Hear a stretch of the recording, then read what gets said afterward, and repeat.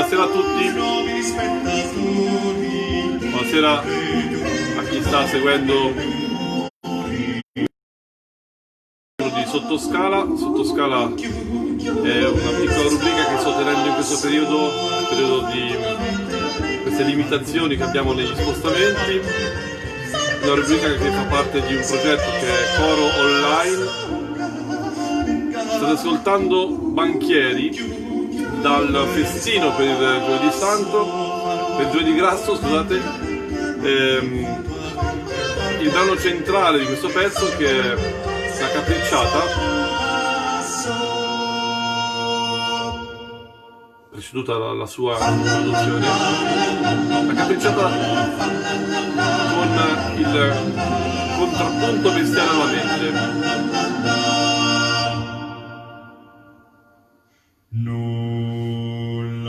Nulla fides Gobbis, un falso gregoriano inserito da Banchieri come cantus firmus, e sopra degli animali stanno cantando un cane, un gatto. Molti di voi lo conoscono questo pezzo.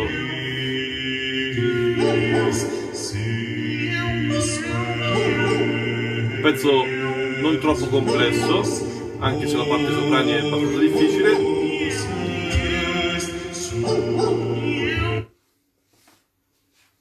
Lo chiamo un attimo per spiegare di cosa si tratta. Il contrappunto bestiale alla mente prendeva in giro i cantanti, prendeva in giro un certo modo di fare dei cantanti che, credendosi più illuminati dei compositori, andavano per le chiese, andavano nelle città, nei palazzi, quando c'era una festa importante in un paese che non aveva magari una cappella musicale stabile, e cantavano prendendo il canto gregoriano della giornata o del santo specifico di quella festa, di quella parrocchia o di quella cittadina, e improvvisavano, secondo loro, un mottetto magari a 4 o 3 voci, ma secondo Banchieri e quello che ci riportano le cronache, proponevano delle esecuzioni abbastanza deprecabili, perché era tutta musica improvvisata. Quindi cosa succedeva? Che c'erano di sottofondo delle linee gregoriane con le parole del testo e della melodia che anche il popolo o il clero riconosceva come vere, ma sopra degli animali. È così che in qualche maniera Banchieri descrive i cantanti dell'epoca, che erano comunque professionisti. Non si sta parlando di cantanti amatoriali, non esisteva, anche se forse soltanto il principe, forse soltanto il nobile poteva essere un cantante amatoriale. Le persone normali non cantavano a corte in maniera amatoriale, i cantanti erano professionisti. Ecco, questi professionisti si sentivano così bravi da essere superiori anche a volte al compositore e improvvisavano.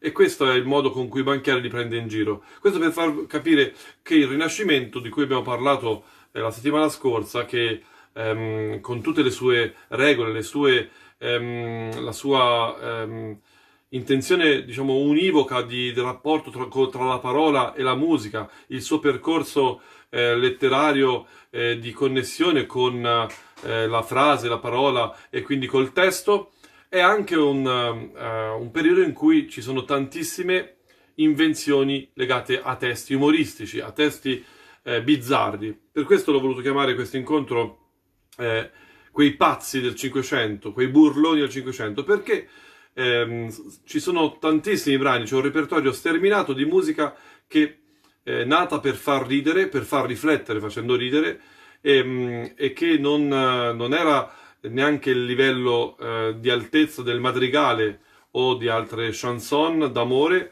ma era invece un repertorio divertente. Continuiamo con Banchieri e vi faccio sentire come prende in giro se stesso anche, e un grande compositore dell'epoca, il grande Palestrina. Nella Pazzia Senile un personaggio, per sentirsi importante, declama il testo di Vestiva i colli e poi lo canta alla versione di Palestrina, ma sbaglia tutte le parole. Invece di dire vestiva i colli dice rostiva i corni, e prosegue così. Vi faccio sentire di cosa si tratta, vediamo un po' se arriva. Oh, questa è quella di prima. Si prepara con una chitarra.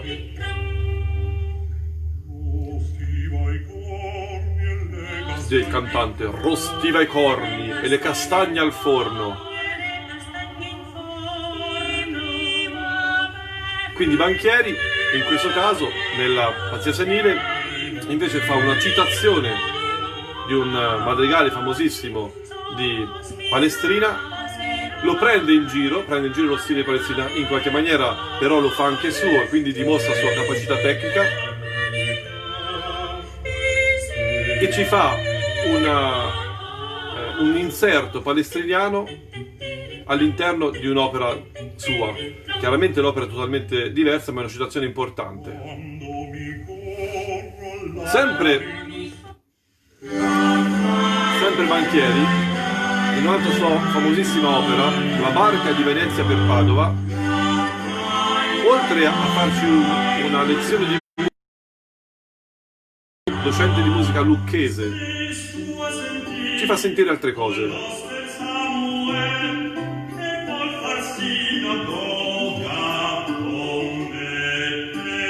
Avete sentito bene, parla di sinagoga.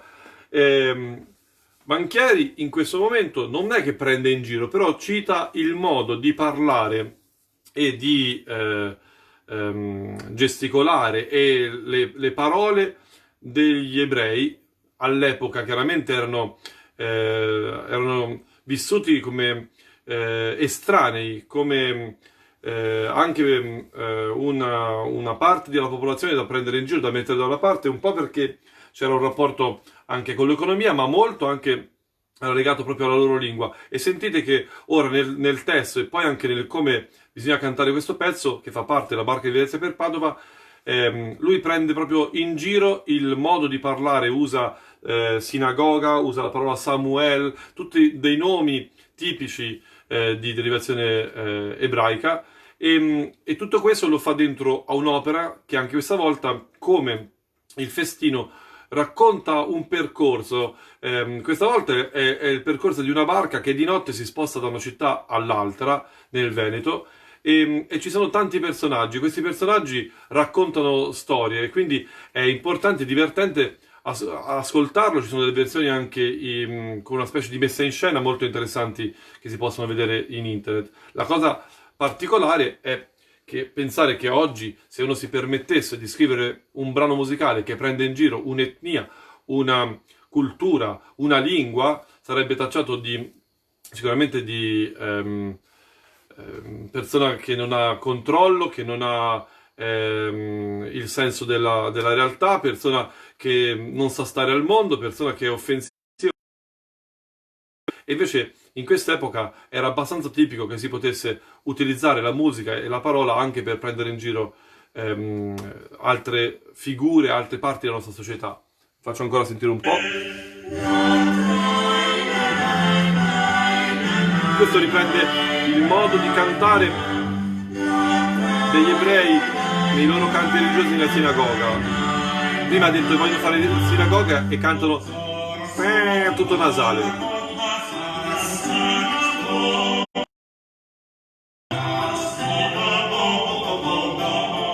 Queste parole che non capite, non si capiscono perché sono proprio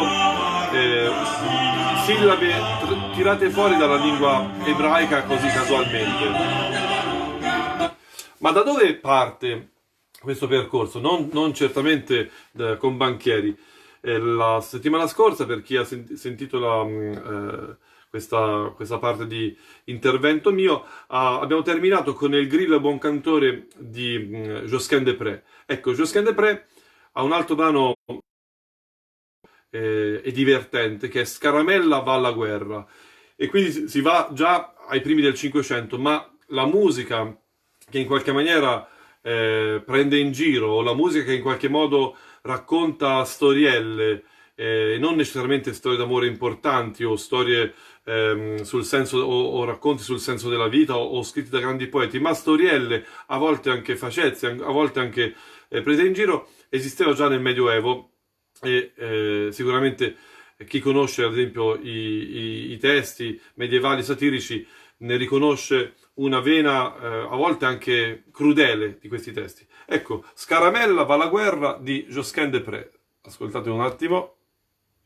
Scaramella guerra con la lancia la rotella la zombero por rompetta la zombero por rombo ding ding ding Scaramella va alla guerra con la lancia la rotella la zombero por rompetta la zombero por rombo.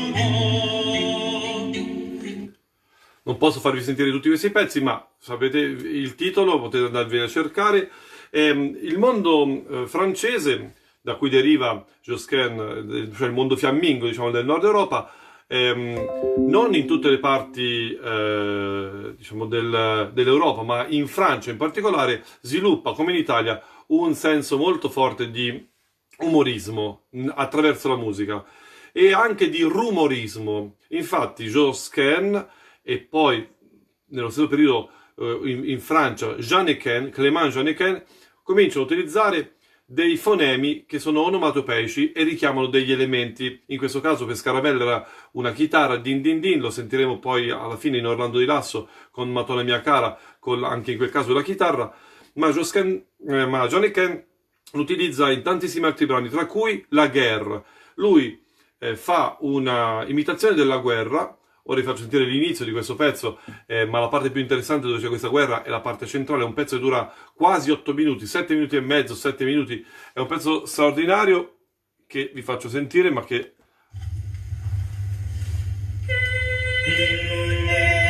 Questa è l'introduzione, in cui si dice écoutez, ascoltate la storia di questa battaglia.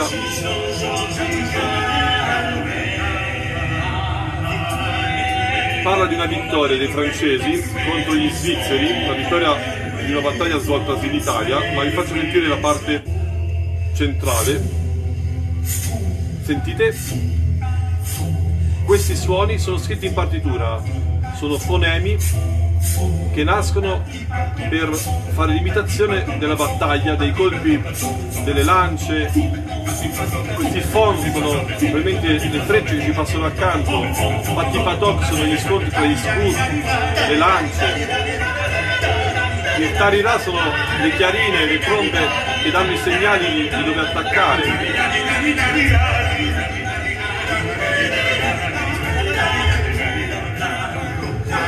Pensate che Jeannequin scrive anche un brano famosissimo che è Le Chant des Oiseaux, il canto degli uccelli, in cui imita e richiama il canto degli uccelli, ma scriverà anche tantissime altre musiche e lancia questa moda, una moda che verrà comunque riutilizzata e ripresa in Francia anche da altri compositori. Il repertorio francese umoristico, satirico è molto interessante.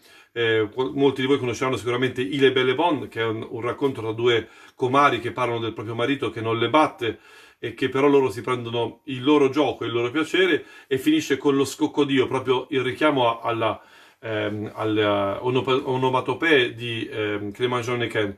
E di Pierre Serton invece vi faccio sentire un brano che parla di un tradimento, di un marito geloso che segue la moglie al mercato perché pensa che gli faccia le corna, e diciamo si uccide perché scopre che si fa le corna, e però la morale è che lei si uccide dopo di lui perché lo segue anche alla morte, perché dice la morale finale, deve sapere che è per l'eternità il matrimonio. E quindi è un testo di 4 strofe, in genere si canta la prima e la seconda, ma se non si arriva alla quarta non si capisce il senso di questo pezzo, in cui sono proprio pettegolezzi. In questo caso i coristi dicono generose dire, generose. Io non l'oso dire questa cosa, però te la dico. È quello che normalmente si fa nel nostro mondo, dietro le spalle delle persone, quando dobbiamo dire qualcosa di male o far male a qualcuno.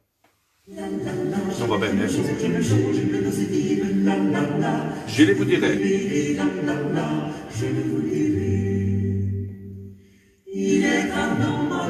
C'è un uomo che è geloso della sua moglie, non è geloso senza motivo, è proprio cornuto, lo dice il testo. riprende l'ultima parte, un chiasmo, non è geloso per caso, è proprio cornuto e lo segue al mercato, eccetera eccetera. Non vi faccio sentire oltre perché il tempo scorre, io devo iniziare le mie prove col mio coro e voi magari dovete andare a vedervi un bel film in televisione. Un altro passaggio interessante e un altro argomento interessante è prendere in giro le persone che hanno, come avevo detto prima, qualche problema. Uno dei problemi che ha l'uomo da sempre è invecchiare, la vecchiaia, la perdita della bellezza, la perdita a volte dell'agilità. Vecchie letrose di Villert in italiano, è un brano famosissimo anche questo, che prende in giro le persone anziane, forse ancora di più le signore anziane. Ascoltatelo e lo riconoscerete perché l'avete sentito sicuramente tante volte cantare chi frequenta il mondo della musica corale.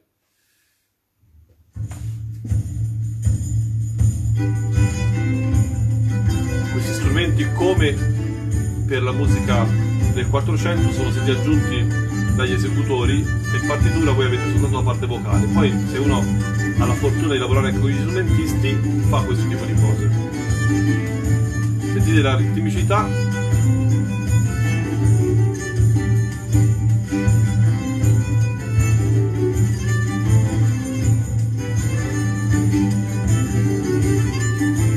Vecchie letrose è un brano di Villert, compositore fiammingo che viene a lavorare in Italia.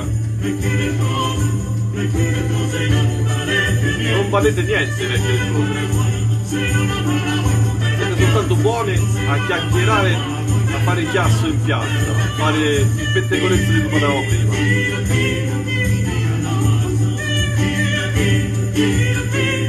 Un pezzo divertentissimo da cantare, ritmico. Se avete un tamburello così, ancora più divertente.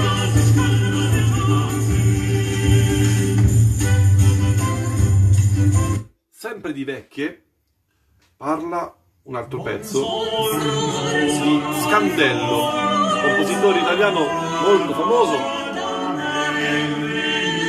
Questo pezzo me l'ha fatto conoscere il maestro Giovanni Acciai tanti anni fa e la versione che sentite è proprio del mio ensemble, si chiamava Esperimenta Local Ensemble, un quartetto che ha avuto delle vicissitudini straordinarie, abbiamo fatto tantissime cose belle. All'inizio si saluta questa signora: voi siete bella, buongiorno Madonna, benvenuta. Quindi in qualche maniera è una moina. Saresti anche più bella se non fossi tanto vecchiarella. Oh vecchiarella, se non fosti tanto vecchiarella. Mi fermo. Anche su questo tema ci sono moltissimi brani. È importante, come avete sentito in questo caso, un po' perché l'ho fatto io, quindi mi devo un po' vantare, la cosa interessante di questa musica è riuscire a stare sulla parola, quindi comprenderne il senso ancora di più del madrigale, perché se vogliamo essere brillanti, se vogliamo fare una battuta, dobbiamo conoscere bene i tempi comici e quindi non possiamo eseguire questo pezzo a tempo dall'inizio alla fine, ma il Buongiorno Madonna sarà un momento più lento e più plateale e poi pian piano si aspetta a un certo punto, quando è il momento di dire la parola, che cambia la svolta dell'interpretazione del testo per aprire verso un'altra direzione, che è quella del prendere in giro la persona a cui stiamo dando il buongiorno. Una cosa simile ce l'ha anche Banchieri su un brano del Festino, in cui arriva proprio la parola stronzo, ma prima di arrivare a questa parola, con cui tre signore rappresentano la zia Bernardina, che racconta una novella che a un certo punto però lascia tutto l'uditorio pronto ad ascoltare quello che sta per accadere, e la parola a soluzione di questa novella era quella che ho detto prima, e quindi tutti rimangono male perché rimangono sorpresi che tutta questa storiella che parla di una gazza finisse con questa parolaccia. Vado ancora avanti. Orazio Vecchi, Alessandro Striggio e altri compositori nella seconda parte del Cinquecento, assieme a Banchieri, creano un repertorio sconfinato. Anche, scusate, mi sono dimenticato, anche Giovanni Croce scrivono pezzi in cui insegnano l'alfabeto, pezzi in cui dialogano tre uccelli e decidono qual è il più importante, e già all'epoca il più importante era quello nero, pensate un po'. Parlano delle donne al bucato, il cicalamento delle donne al bucato, vanno a caccia e Alessandro Striggio costruisce una caccia, un ciclo di madrigali in cui si sente i cani che abbaiano e i cinghiali che scappano dietro. E quindi il bando dell'asino di Banchieri, che vi faccio sentire adesso, oppure anche tanti altri brani, diventano veramente un repertorio straordinario per passare serate divertenti. Ci sono sconfinati non madrigali, diciamo, brani che non sono villanelle, non sono brani neanche balletti, sono proprio brani per far divertire, far ridere. Vi faccio sentire ora il bando dell'asino, in cui si deve, e a 6 voci, si deve ognuno prendere il suono di 2 animali. Chi prenderà il leone e la tigre, chi prenderà il cane e l'oca, ognuno prende 2 animali e qualcuno prenderà anche l'asino. Chiaramente quello che sbaglierà la sua parte sarà l'asino.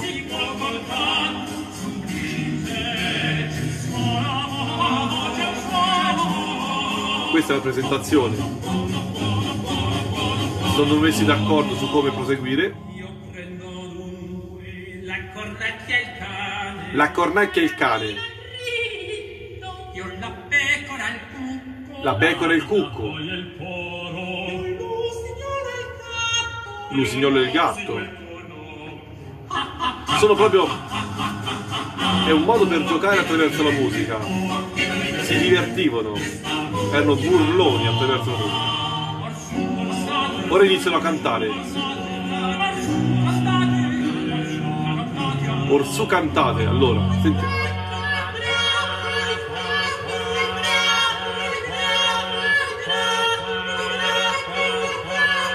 Il fatto che siano un po' suonati non è perché non sono bravi, è che cercano di rimanere in un tono vicino, ma di essere sgraziati, come potrebbe essere un animale.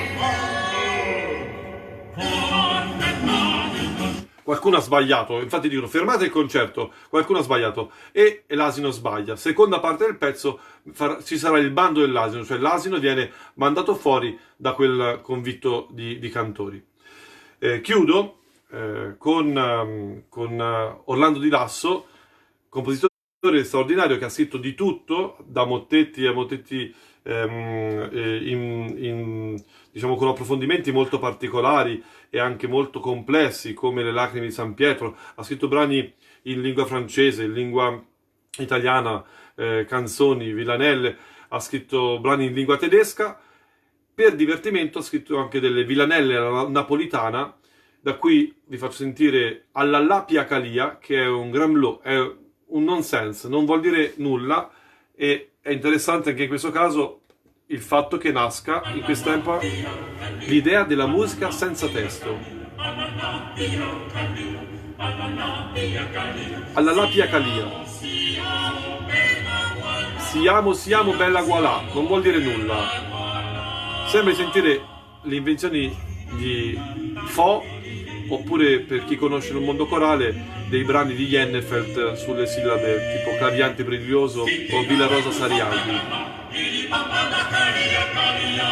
Chiudo con il brano Madonna mia cara, sempre di Orlando Di Lasso, in cui questa volta si prende in giro un lanzichenecco, un soldato ormai rimasto in Italia senza soldi e senza guerre da combattere, spesso ubriaco, che canta e fa la serenata sotto la finestra di questa signora,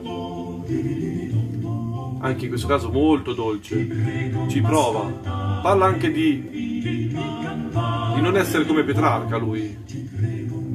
Ascoltatevelo, e se lo ascoltate bene fino in fondo, e come questa edizione dei King Singers trovate una versione in cui capite bene le parole, potrete scoprire che alla fine gli dice proprio che lui potrebbe ficcare tutta notte, cioè inizia parlando di italiano del Petrarca, del fatto che la ama, e finisce nel giro di 3 minuti dicendo che lui potrebbe ficcare come un monton tutta la notte.